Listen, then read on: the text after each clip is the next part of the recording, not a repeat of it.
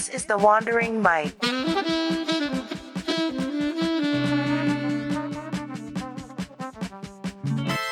Welcome everyone to the Wandering Mark. Today I'm here with Shea. Hey Shea, how you doing? I am good. Nice. Looking forward to our conversation. I Yeah. think it's gonna be an interesting one.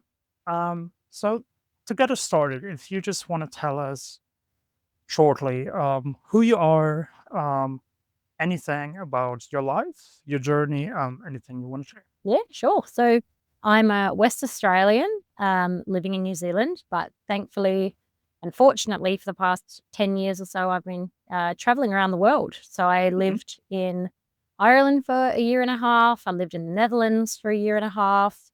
I spent another couple of years traveling through Europe and the Middle East. I lived in Hong Kong for 10 months. Spent a bit of time back in Australia where I lived in a couple of different states. Spent time again in Asia. And now I'm in New Zealand with my partner. So we've been here almost a year, about 10 months, I'd say now, in New Zealand, where I lived 3 months in the North Island, managing a hostel in Tauranga. And now I'm in Queenstown, managing a hostel here. And I've been here since September. So however many months that is, at least 4. Yeah, I'm not too good at that either. I always tell people I'm here since October. Yeah, no, it's 4-ish so- months. And it's January 2025 now. So you can Yeah, do like that math. 4 or 5 months, something like that. Yeah, so I clearly love to travel. Yeah, I could tell. Yes. It was never intentional. That's obviously, well, not obviously, but it just turned out to be a very prominent topic in most of the podcasts. Makes sense. Yeah. Is travel, because especially me doing these in hostels, it's like the kind of people You're talking to travelers. that Yeah. you get that just love to travel. So, um, I actually just gonna latch on to that sentence you just said because that's quite interesting. You said it was never intentional. Never So, intentional. Um, yeah, tell us how did you, if it wasn't intentional, how did you get to experience like all these Yeah, sure. So I think I was very fortunate that I grew up in a family where my parents valued travel. So when I was younger, I used to live in the Kimberleys, which is like the top left corner of Western Australia. And it's a very remote location. But my parents themselves were big travelers before they had children. So once they had children, they obviously allowed us to enjoy their lifestyle. So we did a lot of travel through Asia and around Australia. And so I guess that rubbed off on me. And I kind of like crave travel. I don't like being in one spot for too long because I always think, what else is out there? What's the next best place? And I get FOMO that I'm missing out on something. So I think that lifestyle rubbed off on me, but I certainly put like education first.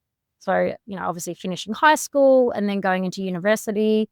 I did 6 years of study. So I did a Bachelor of Science in Marine Biology and Zoology, and then went on to do a Master's of Biological Science in Marine Biology. So I have, a lot of background in like the ocean and the process of the ocean.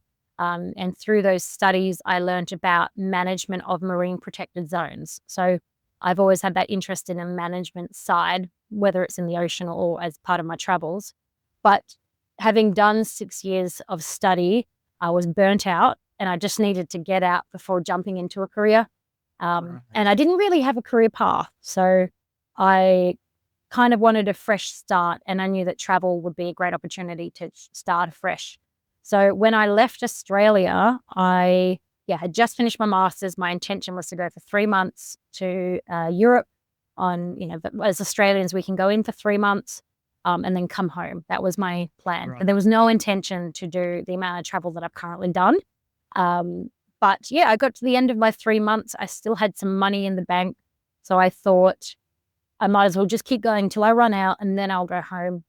But it just so happened that through my social side and my time spent in hostels, I fell into a volunteer role in Ireland where they needed people to work essentially as housekeeping, and in return you get to stay for free. So I started off doing that and quickly fell into a management role in Ireland just because I was in the right place at the right time. I had no experience in managing the hostel for my first job, but I figured it couldn't be that hard. You're just seeing bookings come in and go out, Right. and just cleaning. So yeah, I got a job in Ireland managing a hostel for an Irish company called Paddy Wagon, who were very similar to like Kentucky or Top Deck, but they're focused just in Ireland. So that was my first jump into working abroad. So I had to go through the whole visa process, which was not streamlined or smooth for me. It was a bit of an adventure that I look back on now in my 30s thinking, how did I do that? So I did all that. I lived there for a year and a half managing this hostel. It was a huge learning curve because it wasn't just a hostel. It was a hostel, a bed and breakfast, and a pub. And it was for a tour company. So it was not just dealing with online bookings, it was dealing with company bookings when a big bus would pull in with about 40 people and I had to have beds and stuff, whilst also then being the chef in the pub and the bartender and doing the B&B breakfast in the morning, doing housekeeping reception. So I kind of hit every possible job you could do it in this industry in one job, like in one employer. So I was young then. I was like 26, 5 or 6. So I had a lot of energy and I was just willing to just work. So yeah, I did it for a year and a half.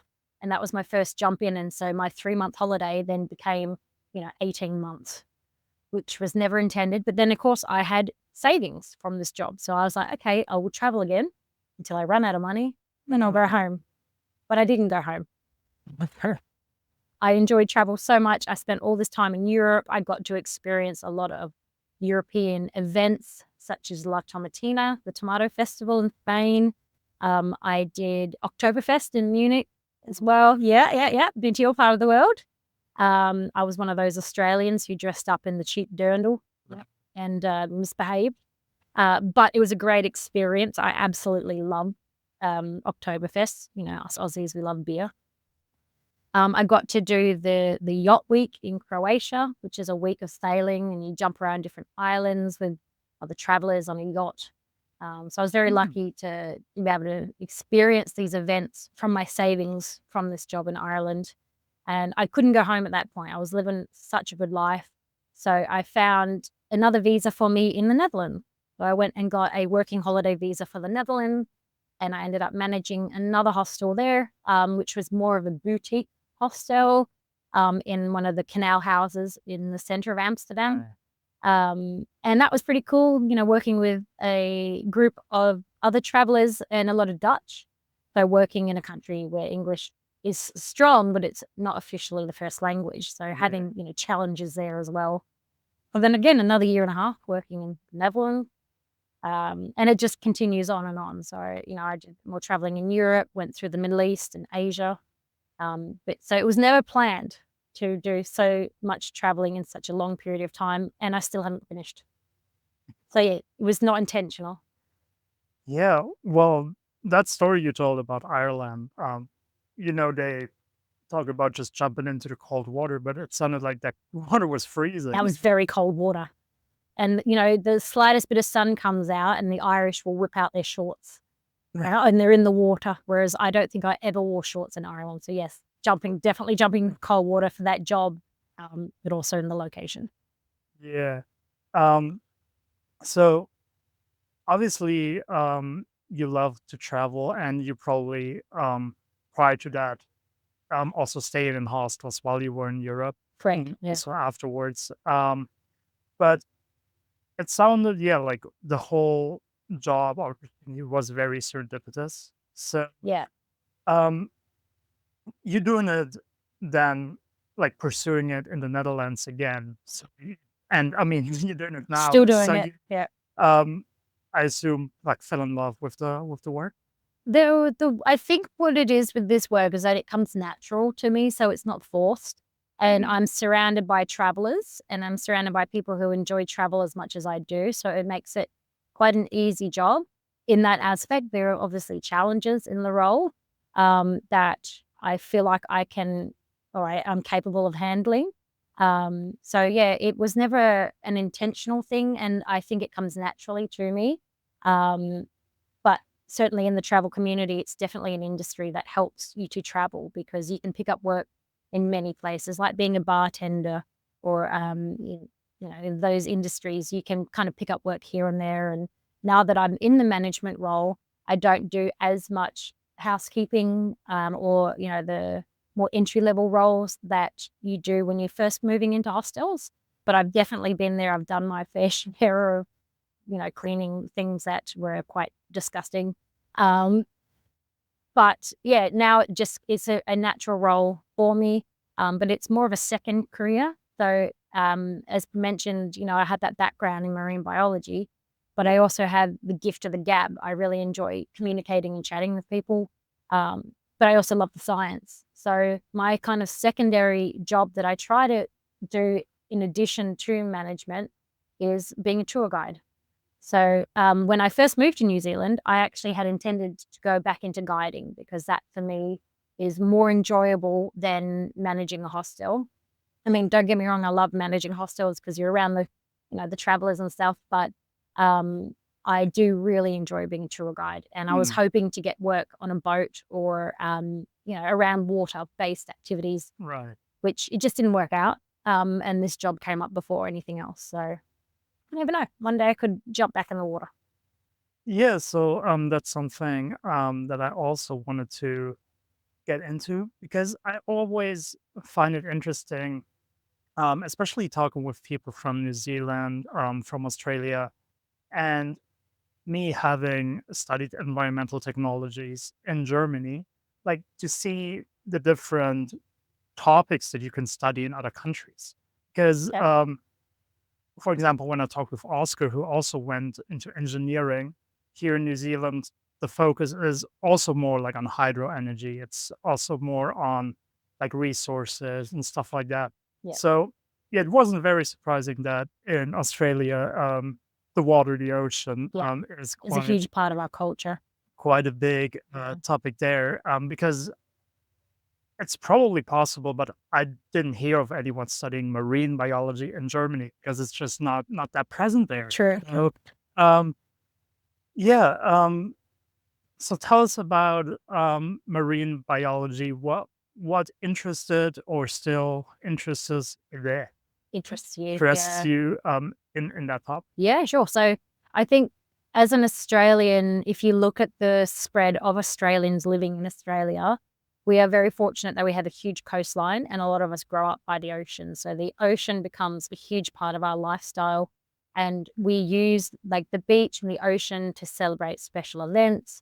We will have, public holidays down by the beach. It's a huge part of our life. And for me, I grew up by the ocean. I grew up in the top left corner in the Kimberleys. So we had a lot of like surf life saving, which is basically looking after people spending time at the beach. So I've always had that, I guess, from a young age, that concept of management, watching people and learning how to read the ocean and what to do in an emergency. Not that that is particularly what interests me in the ocean, but I've always had that link to the ocean. So finishing high school, you obviously are encouraged to pick a direction. I actually had no idea what I wanted to do, but my parents come from a science background. So my dad was a geologist, and he is a recently retired high school science teacher. Well, he was the head of department for science. And my mum also worked in the school system in a more general role. But having that science background, I guess and being surrounded by it, that was an area that I got quite accustomed to and had a lot of interest in. So having to pick a direction, I wanted a science-based job or science-based role, and my best subject was biology. So I just picked science, biology, and I loved the ocean. So that's why I picked marine biology, and it worked out really well because when you are truly interested in something, you're naturally good at learning about it. So yeah, and once I picked that, I found out actually that my mum had begun her studies in marine biology when she was back in uni. So I guess it rubbed off on me, and then I went down that line, and I did 6 years of study, and I really find the ocean interesting because so much of it is unknown. Yeah. And there are some really funky creatures living in the deep ocean. Like the deep ocean specifically, for me, is quite interesting because of the conditions down there and the animals that survive in these conditions. It's essentially the same as living in space. So the Yeah. animals down there are real funky, but I do thankfully come from parents who are conscious about our impact on the world. So they have a conservative side. And, growing up, we were always aware of making sure we recycled and we did the best that we could for the planet. So I have a conservational background as well. So I've always been interested in conserving the ocean because it's a huge part of looking after this planet.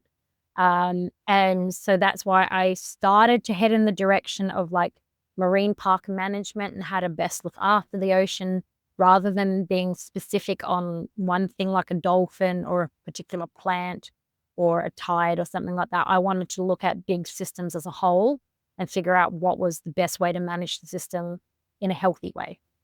It just so happened that I just went traveling and then used those management skills elsewhere. But I've always had a healthy interest in the ocean because it's just cool. Yeah. Um, Actually, the ocean also came up a couple of times. Think especially also with Oscar. Okay, For that's some good. reason, I'll be referencing this podcast today quite a Real lot. good. Good. Um, Similar interest. but yeah, we also spoke, or for me as well, with a lot of these nature things. It's just I'm very interested in the energy that things give off, and I Okay. just feel like Yeah. the ocean has like a very unique energy. Big energy. Yeah. And yeah, there's just something about sitting at a beach, looking at the ocean, even surfing and being in the ocean. Yeah. That's The definitely. power of the waves. Yeah. But one thing we definitely also were saying, and we didn't have any numbers. I don't know if you have numbers, but you definitely have more knowledge on the topic. And is what you said is the cool thing about the ocean is that we literally don't know anything about it. Like we know Yeah. like tiny little things, and because we forget as well because we live on land, Yeah. but we forget it's not actually the green planet that we live on. We live on the No, blue it's a very blue planet. planet. Yeah. The like you said, deep ocean and all that stuff. So cool. Even the scientists that dedicate their life to it, do you know like how many percent do you think we know already? How Oh, many? not much. Really not that much. So if you look at the Mariana Trench, which is the deepest part of our ocean, I could get this wrong, but I don't think anyone's actually been to the bottom of the trench. So no one's been to the bottom of our ocean. They Right. did attempt to get to the bottom once in the past, but I don't think they got to the official bottom. I think robots or like automated machines have got to the bottom, but a human has certainly not got to the bottom. Oh wow. But yeah, they have sent robots down there. And what's really, really sad is because it is, kilometers deep. It's super deep. I don't know the number exactly, but once they did finally get one of these self-automated robots down there, one of the first things they noticed was trash. So human impact. How sad is that? That our rubbish has made it all the way to the bottom of the ocean, which perhaps doesn't sound crazy to some people, but if you were to look up the Mariana Trench and just how deep it is, the fact that we are now impacting the deepest parts of our ocean is just sad. And these are things like plastics, which never break down. So Yeah. plastic will break into smaller pieces, but it will never decompose. So every piece of plastic that's ever been made still exists in this world, maybe in a smaller form than when it originally started, which is crazy. So, and that stuff's now at the bottom of our ocean. But yeah, I would say that there's not much of our ocean that has been explored. And just for example, sea turtles, right? So sea Yeah. turtles live like 80, 100 years. They can live a really, really long time. But for the first 20 years of the turtle's life, we actually don't know where they go or what they do. How crazy is that? So we all know that turtles come to a beach and they lay eggs. Whether or not everyone knows, but turtles will come back to the same beach that they were born at. They come back every year to that same beach. So when they are born, when they hatch from their nest, because turtles lay eggs in the sand, those baby turtles dig their way out of their shell and up out of the sand. It's called an eruption. It's really cool if you Google it. It like turtle hatchling eruption, and I've thankfully been fortunate through my work to see it in person, and it's amazing. So these little baby turtles hatch. Yeah, it literally looks like something coming up from underneath the sand. And during that process, they are starting to get themselves familiar with their landscape, both from like the lighting, the scents, the magnetism as well, so that they can learn the beach for the future. Then they, run themselves down the beach into the water and off they go. And I could get this wrong again, but I'm pretty sure for every 10,000 hatchlings, maybe one or two survive. Oh wow. Which is it's just natural human nature, natural nature. That they get knocked off by predators or disease or just inability to survive. So yeah, so many turtles come out, only a few survive. But once they hit the water, they disappear for 20 years, and we do not know where they go. We only know when they come back to the beach. And we can't put trackers on them because during 20 years, they obviously grow enormously from a tiny hatchling to a huge turtle. So, yeah, these turtles disappear for 20 years and we have no idea what they do, where they go, which makes it hard for conservation because what can we do to help them when we don't even know where they are? So there's so much about the ocean that we don't know. Oh, that's such a cool fact. Oh, it's cool. Another cool thing about turtles is that when they are in their egg and they're developing, their gender, so whether they're male or female, is determined by the temperature of the sand around them. Oh. So as the world is warming, the temperature of the sand is getting warmer. So we're getting a lot more, I think I've got this right, a lot more male turtles than females. So for the sand, when the sand's colder, you get more females. When the sand's warmer, you get more males. Double check that, could be the other way around, but I'm pretty sure that's the way it is. And because the world's getting warmer, the sand's getting warmer, we're getting more males. So we're getting less females to lay eggs, which is why we're losing turtles. Right. So now you'll find all these turtle sanctuaries where they will go out and they will collect the eggs that have been laid by the adults to put them in temperature regulated spaces to balance out the gender ratio and also protect them from predators.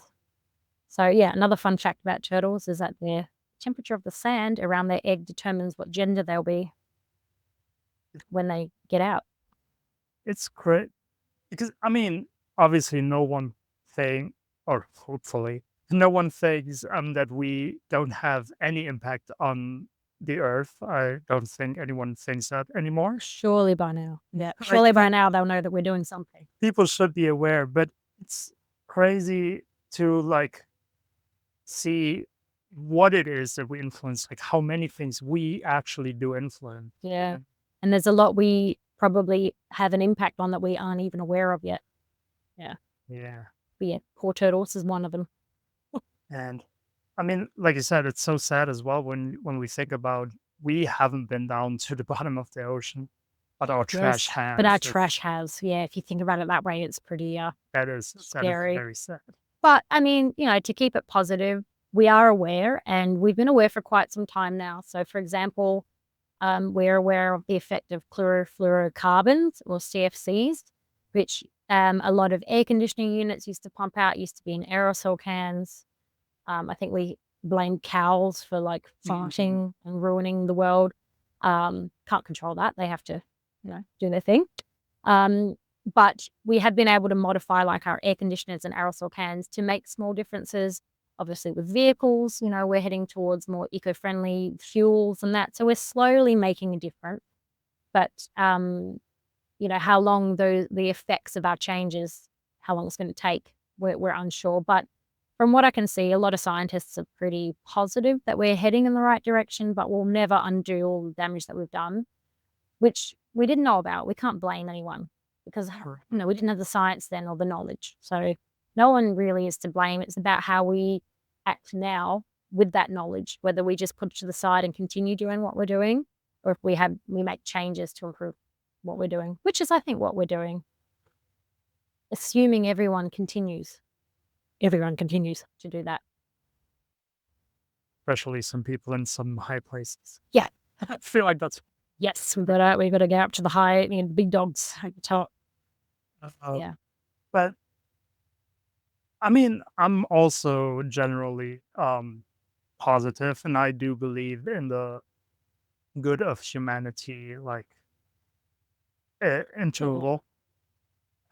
A problem that I just see is that obviously we didn't know what we were doing, but we achieved like this huge economic success. You know, we had like this rampant like surge in technology and all this thing, Mm. and people got accustomed to a certain lifestyle, to a certain comfort. So um and yeah, obviously we are now trying to do the things that we do in a more sustainable way, but we will probably never be able to like just go back on things because people are so used to it. And Yeah, if something just yeah, because we have cars, we will never go away from cars now, but we will make them more eco-friendly. true. Yeah. So with a lot of these things, I,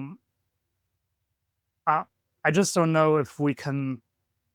I mean, we probably don't want to, but we Mm. can never go back to a way the way it was before the Industrial Revolution. It's just No, that's not realistic because at all. people are used to it, so it's And like the trajectory of humans is to go more tech anyway. We're not going to go back to basics. I mean, the individuals will, and depending on the country, some countries are more advanced than others. Um, but no, we'll definitely won't be able to go back to that way. And I don't think we would be comfortable or would want to. As you say, yeah, it's all about modifying our lifestyle now to make it more eco, whether or not that's viable. That's what the next generation has to figure out all the kinks. But I mean, we are able to make changes. Look at plastic bags, for example. Nowadays, you can go to many countries and they've got reusable bags. So we're slowly getting rid of plastic bags at least. So we are capable of change. It's whether or not we want, and also the cost involved. right. And straws as well. Like Straws, straws that's is a another big one. one Yeah. where people were even like, which I always found super funny. Is like, of course I know plastic is bad, but It's like, convenient. they're like, And it's but I true. still don't like a paper straw. But it's like, yeah, what Soggy paper what's straw. more important, like us using not plastic or yeah, your straw getting a little sorry. And actually, like, the plastic straws was to save the turtles, so there's a link back to turtles there for you. Oh, that's what That's why what it they was. didn't, 'cause, I think a lot of turtles were eating Hmm. straws. Or, like, you'd see plastic bags underwater, and it looks like a jellyfish, which is what the Oh, turtles eat when yeah, they the choke bags on the was bags. a thing. But, yeah, no, we're definitely capable of change. We just have to toughen up and, we've switched to, metal straws now, for example. Yeah. Rather than because obviously, yeah, paper straws, the downside is that if you don't drink, you drink fast enough. It's a bit of a soggy mess. But yeah, we find ways. We use metal instead of paper, so you get And around it. yeah, a question that I always ask myself. I don't think I've ever asked it on the podcast yet, Oh, first time. and I don't know if I have an answer for that for myself. But Sure. speaking about comfort and personal things, like the passion we have that a lot of people have, travel. Mhm. It's not really a thing on first sight that you can combine with like being economic or like No, it is a little hard. I mean, unless you're cycling or walking everywhere, which is a little hard for international, doable. right. But you really have that's a very tough traveler. And here in the hostel, we had people come through who have walked Oh yeah, yeah. New Zealand or Right. but at some point they have to cross a body of water, so they have to get on a boat unless they're going to swim. Um, but I think what's realistic is not to get down on all of the negatives, but to be able to make eco-friendly decisions through your travel rather than picking something that isn't so eco-friendly. So, you know, um, for example, yeah, plastic bags. When you go to the supermarkets, take your reusable bags in any Mm. country, or finding an eco way to travel. So using, if you're in a small town, instead of using the bus every day to go to the beach, hire a bike, use the bike to go. That kind of stuff. Choosing to eat at places which isn't just like cheap fast food. Obviously, that depends on your budget as a traveler. And, if you don't have much money to travel with, you're not going to go and buy the nice fresh vegetables. You'll probably buy the canned vegetable because it's cheaper. But it shouldn't put you back from travel. I think you just have to be a smart traveler and just make changes where you can and where you can afford. Because sometimes eco is not always the most affordable, unfortunately. Yeah. Yeah, that's the thing with a lot of things, Yeah. especially eco, but like a lot of things, like also healthy foods in general, In like the general. things Yeah. that are good for humans, for the environment, yeah, usually are not They the use that cheapest. as a way to add an extra cost to the product. So say, Right. look, this is cruelty free, vegan, GMO free, plastic from the ocean, whatever. And then they whack a huge price on it. But why would we pay that if it's going to cost us more? And what's frustrating is a lot of these brands that say, like, for example, with tuna, they say like dolphin free tuna or dolphin cruelty free tuna. Um, and they have the logo. They may have just bought that logo. Those logos can be bought for money just to whack on the tin. Doesn't actually mean that Yeah, I they're heard that. certified. Yeah, so you have like the Marine Stewardship Certification, MSC, and it's a pretty well regulated organization to indicate if seafood is sustainably sourced. And for a long time, it was pretty good. Like they weren't just selling their logo. I don't know recently, I'm not really involved in it anymore, but we have a lot of it in Australia, like with the rock lobster. Mm. So being from West Australia, we have the Western rock lobster industry, which I think is one of the highest MSC approved industries in seafood.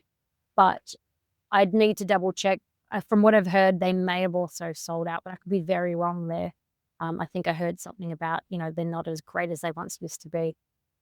The same for cruelty free, makeup and that kind of stuff.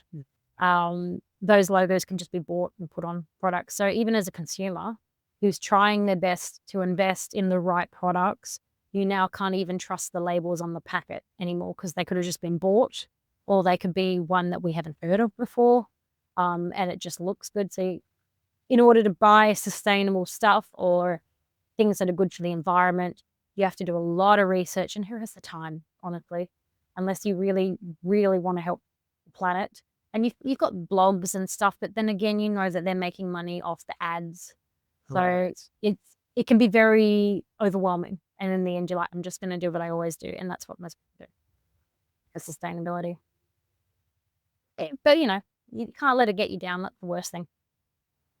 But yeah, that's obviously a thing that we probably, like you said, you can't get around these days because back when you had like your one farmer in your village, you had the butcher, and you knew where all this stuff Yeah. was coming from. And um, in the world we live in, obviously that's not It's a realistic luxury at all. now. Yeah. Yeah. So, but yeah, in my studies, we also talked about those labels, and Mhm. it really is kind of a shame because no one will they will see whatever, like you said, dolphin free, cruelty, Yeah. company ABC, institute ABC, and they won't get on their phone and like research Double what do I check. need Yeah. to, like, what are even the regulations for that certificate, and all these things. Yeah. And then again, some of them, like I said, can just be bought. Yeah. Yeah. And for them, they'll just think, oh, I don't really need to do the research, but I feel good about this Of purchase because it's got this on it or whatever. And no, that's fair enough because who has the time in a supermarket to sit there and do the course. research? So that's why, unfortunately, you try to do the right things in this world, but people are always out to make a buck. It's sad, but it's the reality. I think if you sat down and did some research and you found a company or a brand that you really enjoy and it fits your beliefs, then just stick to it. Like I can't remember my brand of toothpaste, but I have a particular toothpaste that I just keep buying. Right. Oh, Grants. It's an Australian toothpaste Right. called Grants. They are cruelty free and all the good stuff, local and that kind of stuff. But I don't think you can get that in New Zealand. So when I was in Oz, I stocked up, but I've run out of my supply. Hmm. Yeah, I don't think I've seen it here, No. as I will Okay. be going to Australia. Look, if you Might see keep an eye Grants out. in the supermarket, it comes in two flavors. What's the flavor? Peppermint. Yeah, a classic like peppermint, spearmint. Yeah. Okay. But no, it is hard to do your research these days. Um. Well, hopping topics a little bit. Change pace. One thing I also always love to talk about because I always love to learn and don't have a lot of ideas yet Hmm. is um, China slash Hong Kong. Obviously, Hong Kong is a little bit of a special, so I don't want to call it China, but Yeah, Hong Kong. yeah. So when you said you spent quite some time there as well, Yeah. how was your experience in Hong Kong? Yeah, so I was in Hong Kong for 10 months, which was never the plan. So this was back in 2019. We arrived in January. So this was around the time that COVID had just kind of come to light. Oh, So we were in Taiwan prior to Hong Kong, and we weren't sure whether we should go there or not, because at the same time there was a lot of riots or a lot of political riots, and my family was obviously quite aware of what was happening. They were nervous about us going that direction, but I had spoken to other travelers who said, actually, you'll be fine. It's more of an internal battle. You just don't obviously join the riot. Um, so yeah, we decided to go. We went in January, which was around the time of Chinese New Year, which we missed unfortunately, but it looked like they had a good time. We arrived the day after. all right. Lots of confetti on the ground. Right. But yeah, this was pre-COVID. So going to Hong Kong for us, we were a little unsure on what to expect at that time because of the political position they were in, but also the fact that COVID had just come to light nearby. But we thought, yeah, why not get closer? So when we arrived at that time, you didn't have to wear a mask. But naturally, the people of Hong Kong were wearing masks anyway because it's such a dense city with high pollution. They were naturally wearing it for that reason. And as travelers, we probably should have been more aware of what was going on around us, but we lived in a little bubble and we didn't get involved or keep up to date with what was happening. So we noticed that everyone was wearing masks, but we never thought we had to wear one. We thought it was a personal choice. And yeah, at that time, we were more focused on the riot in Hong Kong than on COVID itself. So yeah, we stayed at a hostel where we ended up being like in charge of their social media and activities. It was another cheap way to travel. And yeah, whilst we were there, we obviously explored Hong Kong and spoke to the Cantonese about, well, a lot of them really didn't want to talk to us about their political stance because they were worried that they would be heard and targeted. So obviously around that time with China trying to come in to take over, people were cautious about what they were saying because they believed that their phones were tapped. And that there were, people always listening into conversations. So no one ever wanted to talk about it. So we didn't get too much from people. They kind of just shut down. But we're obviously aware that they didn't want to be part of China. And we actually had a few that would refuse to eat at certain restaurants because they were not Cantonese restaurants. They were owned internationally by their big brother, and they didn't want to support them. So we were more involved in that than in COVID. And unfortunately, one time we were walking down a street to look at street sellers. And, these riots, they happen out of nowhere. And we ended up in a riot, which is what we were avoiding.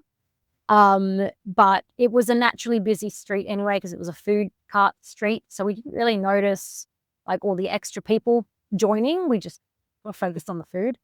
And then, yeah, at some point we just heard like gunfire and banging. And then there was an ambulance. And I think what had happened is that a rioter, or like they'd started a riot and police were around because we'd seen a lot of police presence, and they'd shot them. So then they called an ambulance, and then everyone rioted. And so the police came in with their big protection boards, like shields, yeah, and their batons, and they were just like beating everyone to get back. Clearly, myself and my partner, who's Turkish, were not part of it, and they could clearly see that we were not Cantonese or Chinese. So we were not involved. We didn't get hurt, but we were definitely, like, when they saw us as foreigners, they, using their shields, pushed us up against the walls to shield us from whatever was happening more locally. as a protection thing because they could see that we weren't involved in this internal affair. And then at one point we got yanked out and thrown like into the street nearby and told to go down into the metro. We were more than happy to go down into that metro because, yeah, I've never been in an experience like that before. So we got on the metro, we left, and on the metro, everyone was really calm. Like it was just like, oh yeah, another riot. So when we did get back to the hostel and tell them what was going on, they were like, oh, that street is known for its riots, which is a shame because it's a food street. But we found out through them that the riots weren't done randomly. They were a very organized affair. And, well, I shouldn't call them riots. They were protests, really, that turned into riots. So there were certain areas of Hong Kong where these protests would happen quite regularly. So that's why the police were there. They knew something was going to happen, but we as tourists had no idea. So once you kind of had an awareness of where and when things were happening, you just didn't go. And then as a result of that, you barely saw anything. It really didn't affect you. And, for a lot of tourists traveling to Hong Kong at that time, they wouldn't have been involved in any of these protests. We were just being adventurous and going, where the locals ate at the wrong time. But, became part of the experience. So we were very much focused on that. But once we knew where not to go, our focus then switched to COVID because that's when COVID really kicked into gear. And we noticed, people looking at us because we weren't wearing masks, which before we didn't even think about. And people pointing and, indicating, where's your mask? Or literally telling us you have to wear a mask. So we started to wear masks at that point. And the funniest memory I have of COVID is going to, which is a weird thing to say, funny in COVID, was going to one of their little supermarkets to buy, I don't know, fruit or something like that, and just seeing queues and queues of people hoarding toilet paper. Oh, yeah. Yeah. And this was before the toilet paper thing spread around the world. Like we were number one because we were so close to the epicenter. And I just walked in assuming, oh, there must be a really good sale on toilet paper. Because I was in a hostel, I didn't have to buy these things. Yeah. And I thought, wow, there's people buying toilet paper. It's pretty good. And I went back, I told my partner, we had a real big laugh about it. And then, I don't know, maybe like a couple of weeks later, that's when the toilet paper pandemic happened around the world. And we're like, oh, right, we were just ahead of the trend.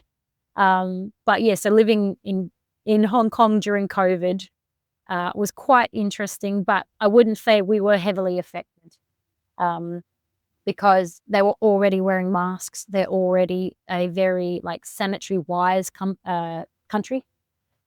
They shut down, like the world, all the restaurants and closed down any festivals. So we missed out on a couple of big Cantonese festivals that they would normally have in the city.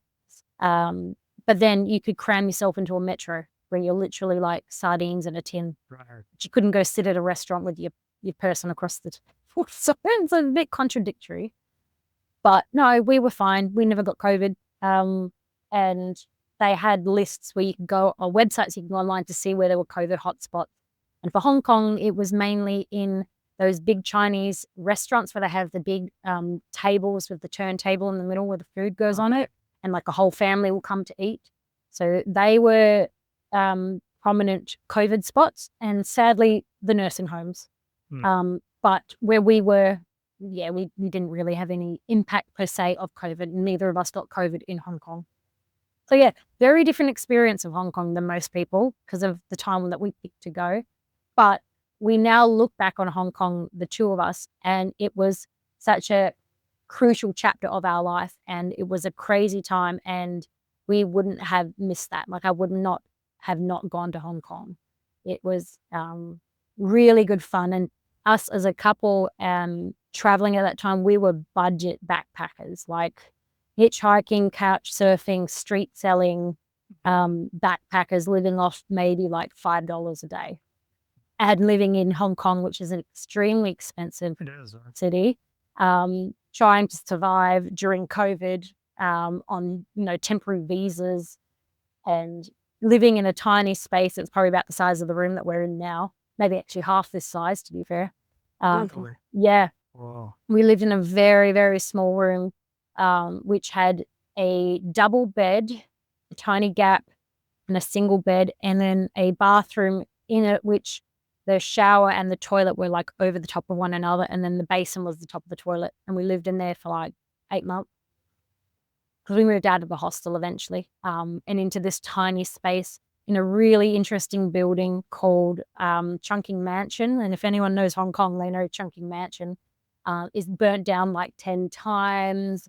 It's got a lot of like Indian restaurants at the bottom, but then it's a multiple story building. So you go upstairs and then there's like rooms for ladies of the night to do their business.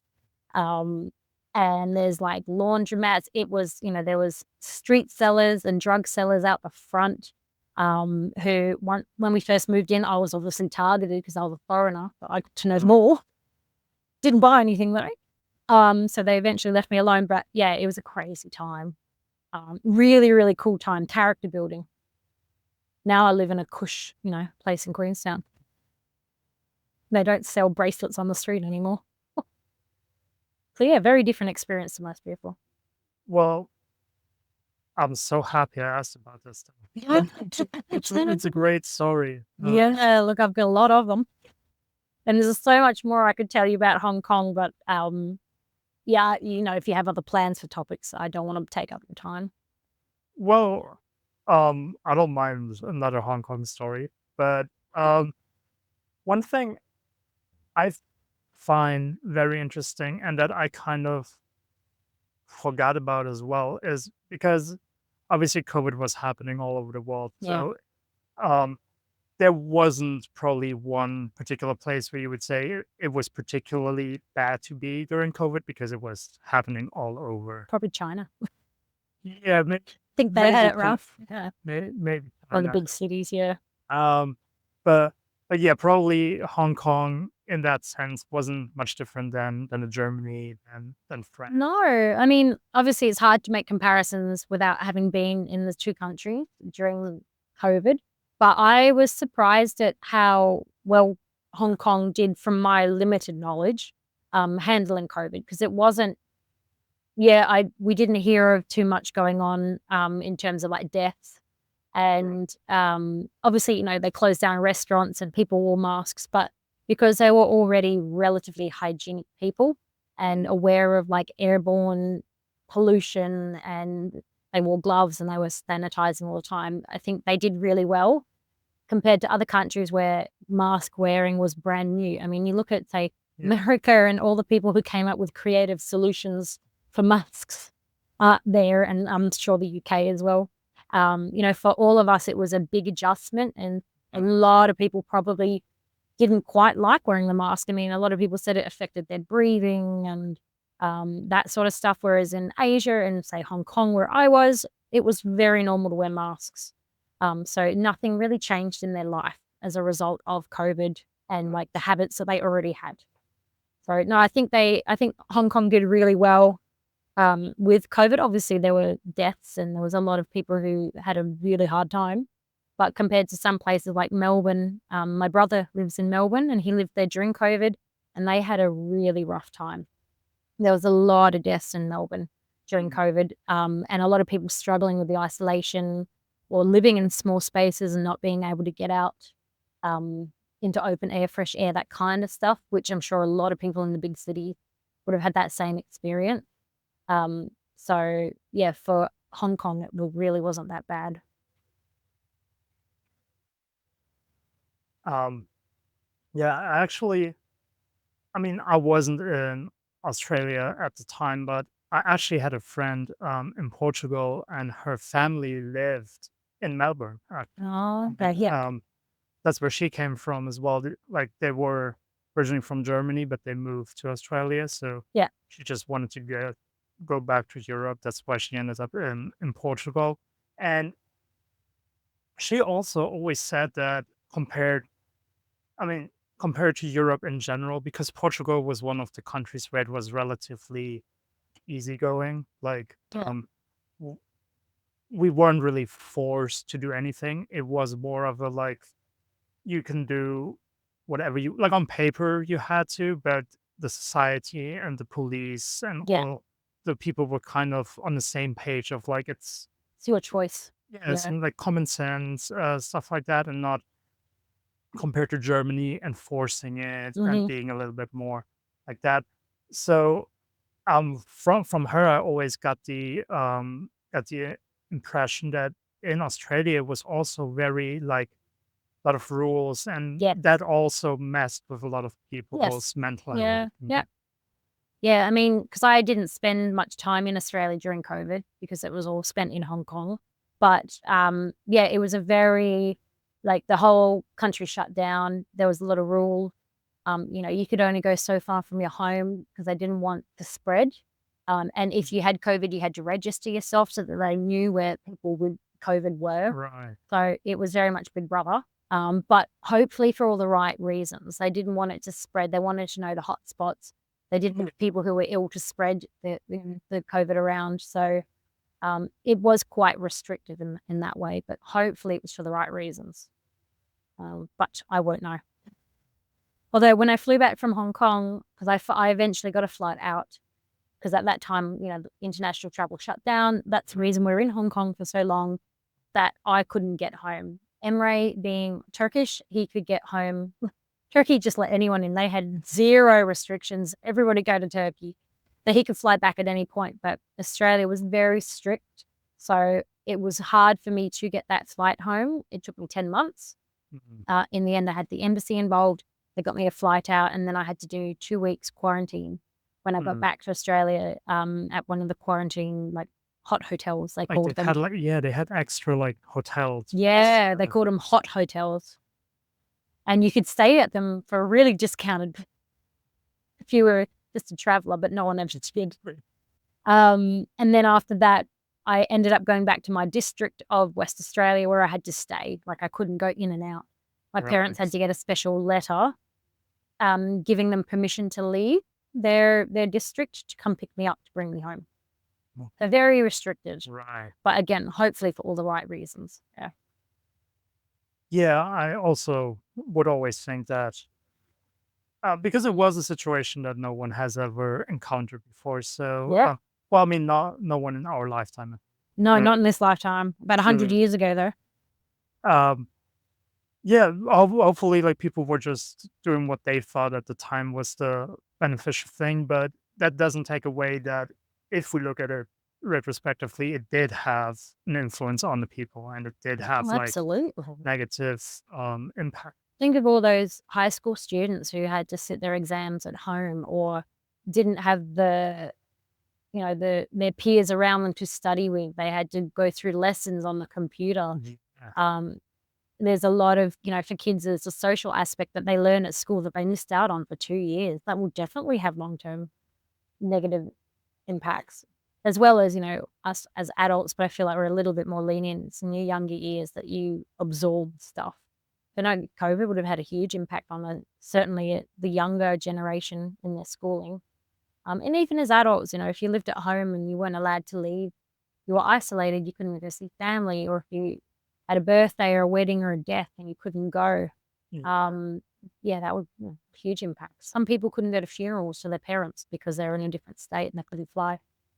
Imagine not Yes. being able to go to your parents' funeral because of COVID. Like, yeah, long-term side effects for sure. But hopefully we're through it now, out the other side, for another 100 years. Yeah, I think so. I mean, there's still people saying it's still here, and I mean, it obviously is, but Yeah, it's around. being optimistic and positive, I think we've gotten through the We've worst gotten part. through the worst part of this COVID for sure. And all we can do is like look after ourselves, both mentally and physically. Um, Another thing for I would also just want to give you the floor because I'm interested in what these Hong Kong stories are. Um, but one thing that I also and maybe there's also not an answer to that, but I found this so interesting because now thinking back of the time, especially you mentioning the riots in Hong Kong, obviously in Germany we didn't have anything like that, and I was in a very protected and privileged environment, Mm, but I saw all these things happening through media, and it sure. Yeah. was like riots in Hong Kong, and at about the same time, it was the riots in the States as well, like the George Floyd Yeah, riot and yeah. all those riots. And it was kind of a weird time because for like a lot of things that was happening was these riots all over the world, and then from one month to the next, it was COVID. So Yeah. it felt like these riots just went It away. was a rough year, wasn't it? 2019. Everywhere. It was 2018, a 1920. Yeah. it was a weird combination of things. So yeah, the, True. you being in Hong Kong and just telling us that story about which, yeah, I just that must have definitely been an impression wandering into that riot. And Yeah, especially because we had no clue. Like, everyone else probably knew what was going on, and we were the 2 tourists being like, "Oh, look at this food. Which food are we gonna eat? Wow, there's a lot of people."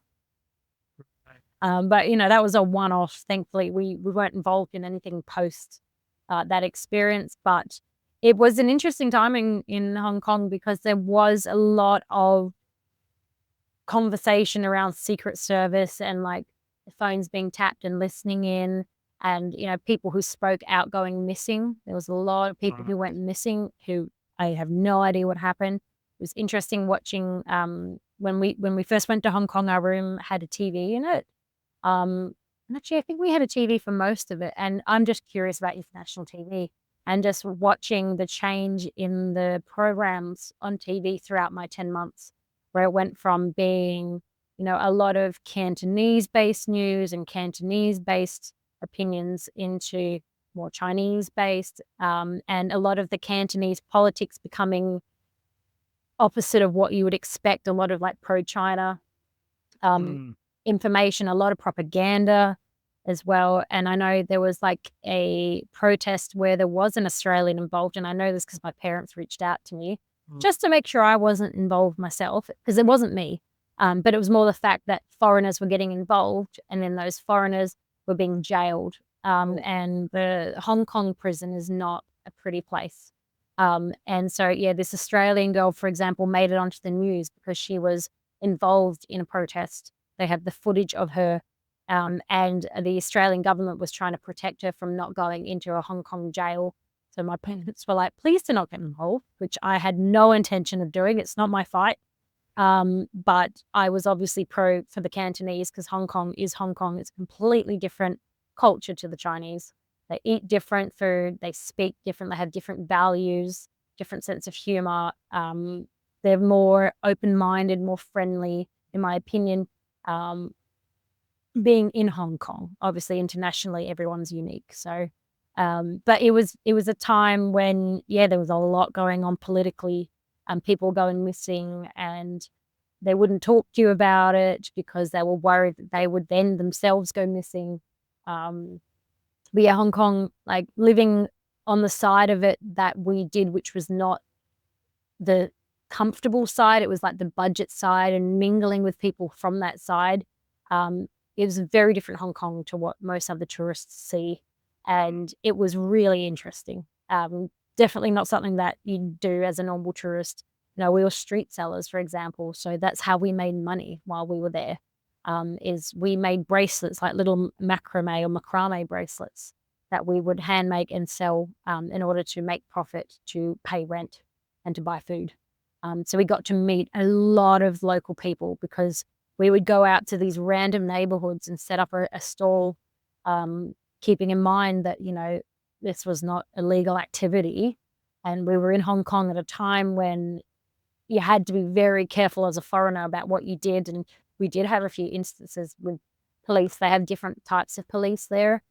So we had to have our passports checked a few times and we got moved on a few times.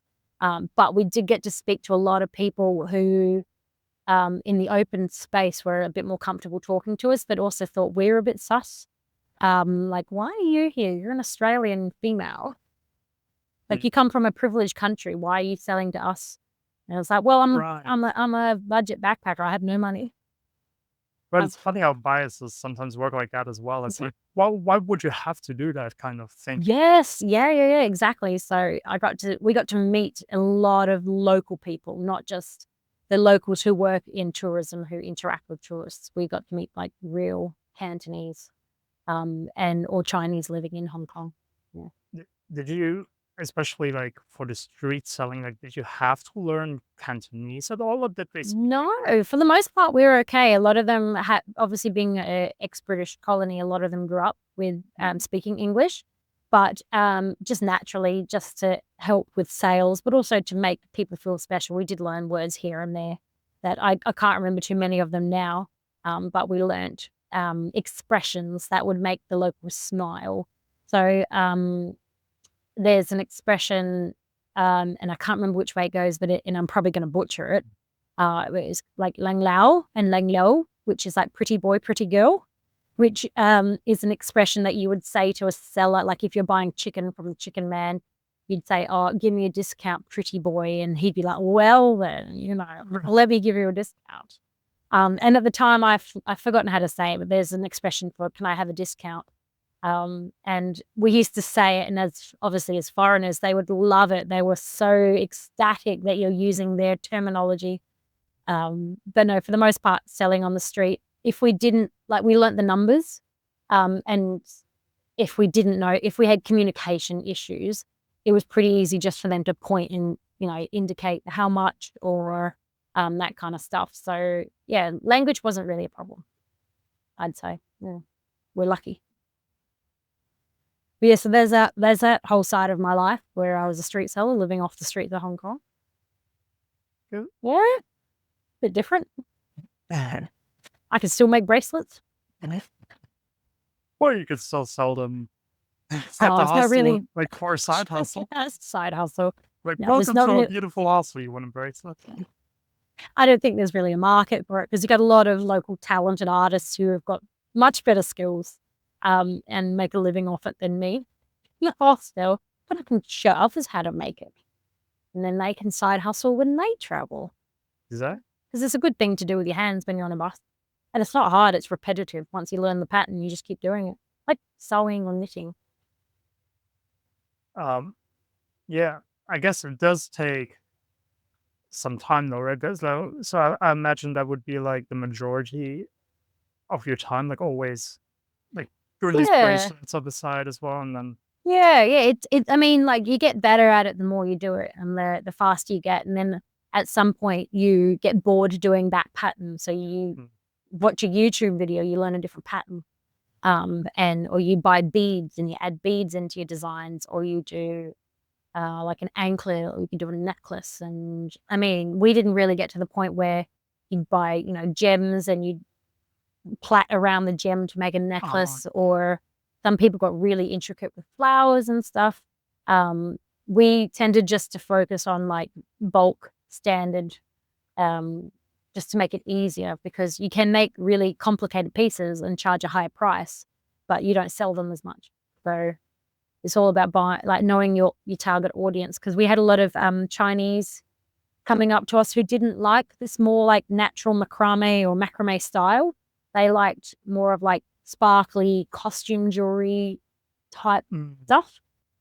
So we had to kind of accommodate them as well by having some of that jewelry, but that was not handmade. That was just pre-purchased mm.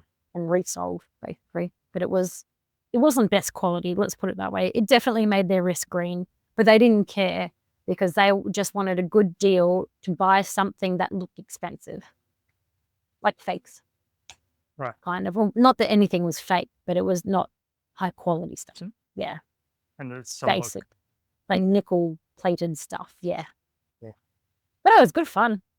Definitely teaches you to be brave and confident. To you're walking along a footpath and then all of a sudden you have to put your scarf down and everyone's looking at you like, what are you doing?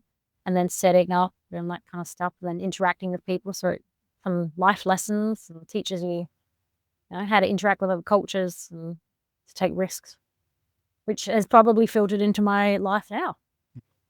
So yeah, Hong Kong was a pretty cool time.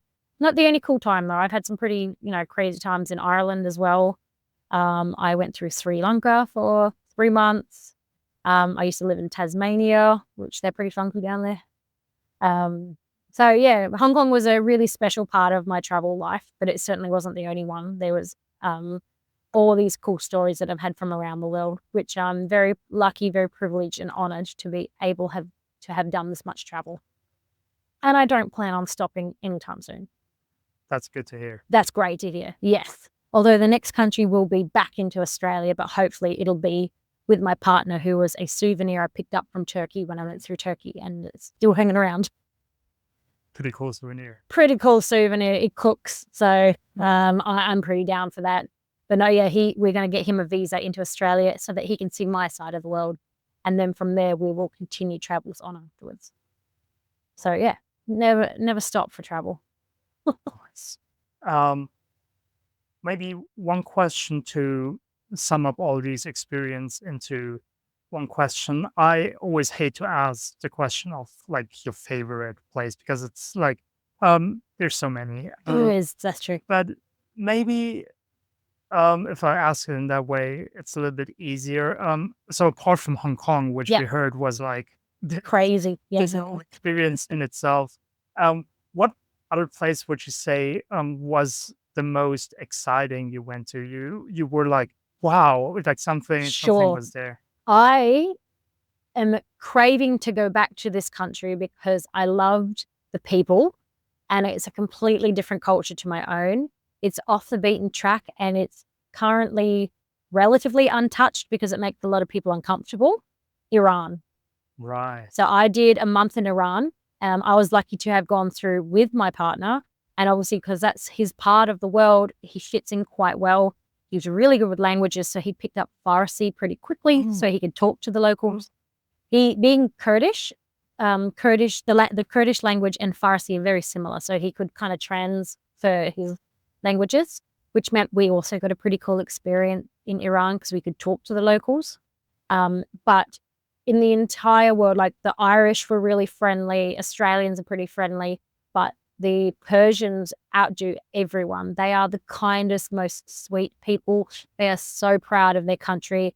If you go there, they are ecstatic that you are in their country. They want to show you their country. They don't want you to pay for anything.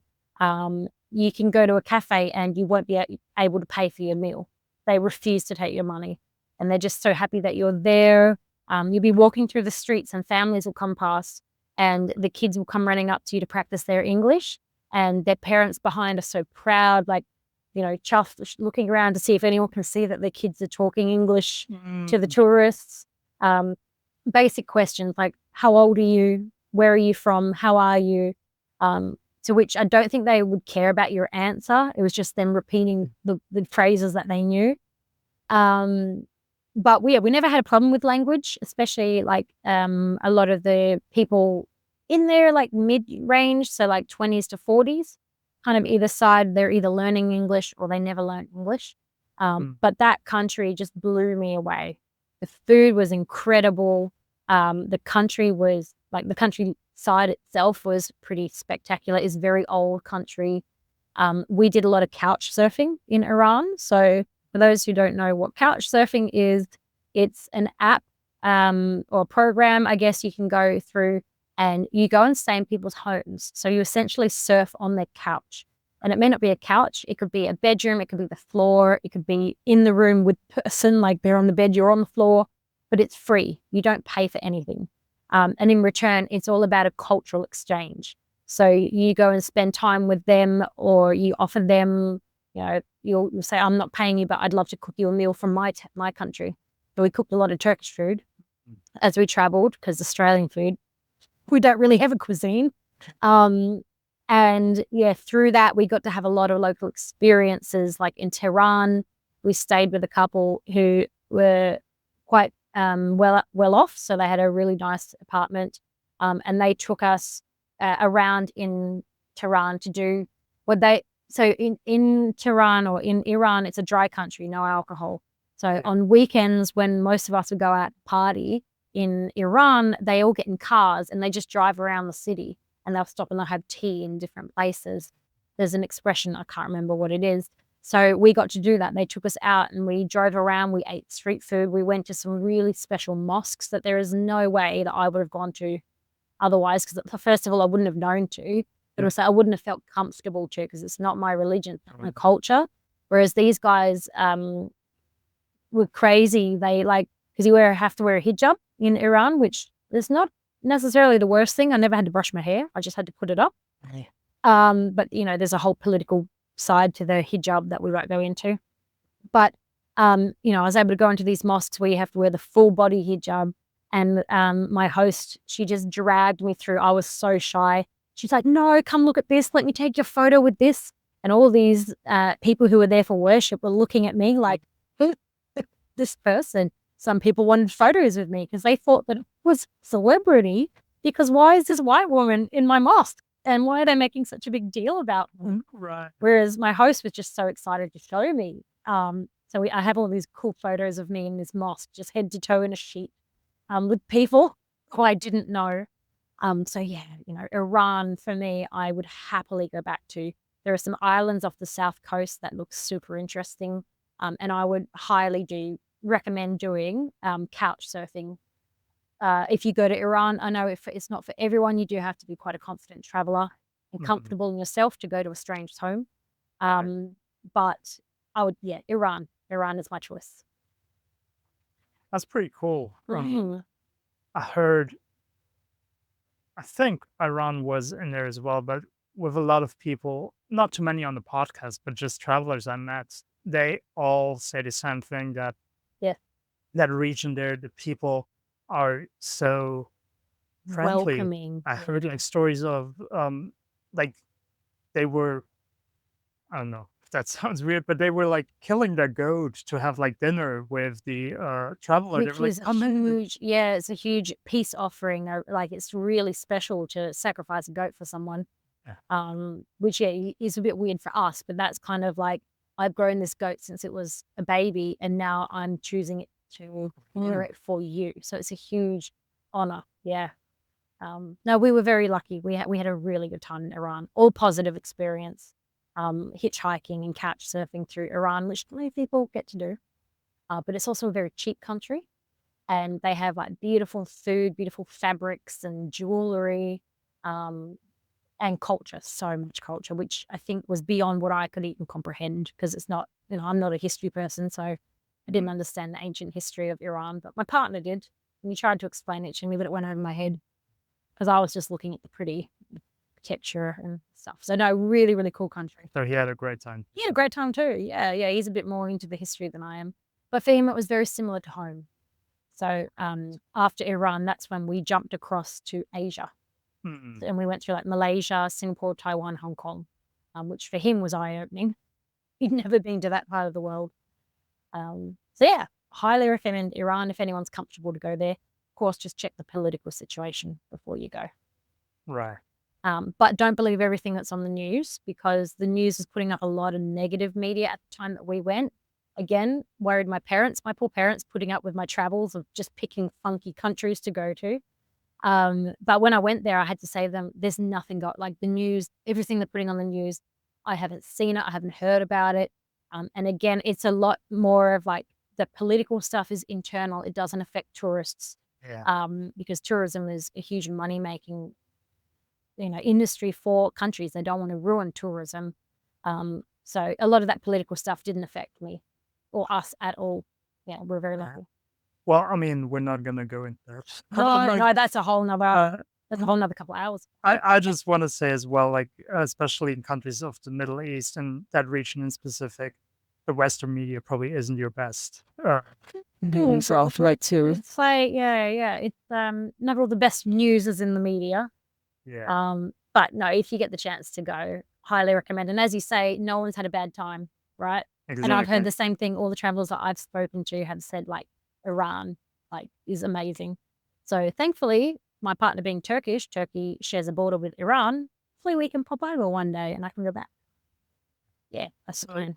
That's a good transition to the last question I always ask, which is we painted a picture of your life now. Sure. Pretty much like I think we covered quite a lot, I would say. Our conversation went in so many directions. And so we always do a little outlook into the future. So you already mentioned some things. You said Australia in the Yeah. near future. But in general, what would you think, like location wise, or just like, yeah, where would you see yourself in the more distant Sure. future? So I guess the close future is Australia. And then the distant future in a perfect world would be a 50-50 Australia Turkey, Right. because Turkey, obviously, I had a really good time in Turkey. I was there for 6 months and absolutely loved it. Again, very lucky because I met a local. So I was able to have a lot of local experiences and go to places that tourists may not just go to. So Turkey is another part of my life that was a really special chapter, and I fell in love with Turkey. The food, the people, it's the Mediterranean. So you've got seafood, sunshine, beaches are not amazing. I'm not gonna lie, Mm. as an Australian, they're pretty average. But the water was lovely, lovely and cold and fresh because it gets super hot. So yeah, and love the people, and obviously the Turkish culture has become a huge part of my life. Having dated, well, now dating a Turk, and also he attracts Turkish people. So there's always Mm. something Turkish going on in our life. Right. So I would love in an ideal world that we kind of split the two and we follow the sun. So do a summer in Australia and do a summer in Turkey. Um, Whether or not that's realistic, what kind of job can you do where you're jumping From from side to side? yeah. Tourism is a pretty good one. But yeah, the next step is Australia first because we have to get him in so that he can see my country. Very big one to do. So I don't know how long we'll be there for. But also, it'd be nice for him to meet the rest of my family. He's only met my parents and my brother. Mm. And I'd love for him to see where I grew up. I'd love to take him to Broome, even though it's not a huge part of my life anymore. So Broome is the Kimberleys that I've mentioned a few times. I'd love to take him there. I'd love him to see where my family currently live and to meet the other members of my family, and also just see Australia and have him understand why I am the way I am because of my Australian culture, my quirks, my Australian quirks. There's a reason for it. And then, yeah, I would just love, like, I'm weirdly craving to go back to Turkey at the moment, because I had such a great experience last time I was there. I've been twice. I'd love to go back. So yeah, if I look at the distant future, I'd love to have a mix between Australia and Turkey. Obviously, our families aren't gonna jump to the same country. So we would have to balance our time out between the two because we had, aging parents. Um, Mm.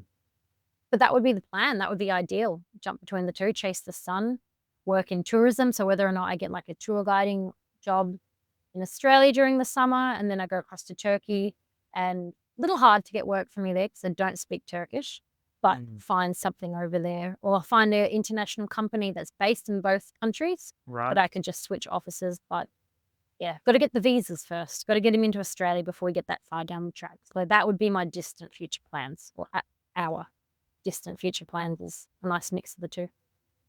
But who knows? Cool, but Could be in New Zealand forever. it does sound like a great plan. Yeah. And the good thing is, like, if you have plan and you have a why for the plan, you will make it work. Like, you'll find some things, and Yeah. you'll always find work. You'll always find work. And the best thing is not having a solid plan, having a flexible plan, because life challenges you.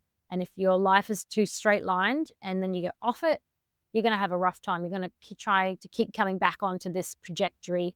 Whereas, life is not a straight line, it's ups and downs and backwards and forwards. So having a rough idea, which is our plan, or just taking things step by step rather than planning too far in advance, works for us, doesn't work for everyone. Everyone's different. Some people need to have, goals. Um, Whereas I like to be a bit more flexible because that way you're never disappointed. Yeah. You're never failing. And as a person that I would say I probably work more with goals Yeah. out nowadays. But I also feel like those two can be combined. Like, you always need to be flexible, and if things happen, like, don't be too hung Hard on up yourself. Yeah. on the thing, and just, yeah, still go with the flow. Yeah. Like, have a goal, and like, have that plan that you do as well. But if things happen, things happen. Right, have a couple of plans in place.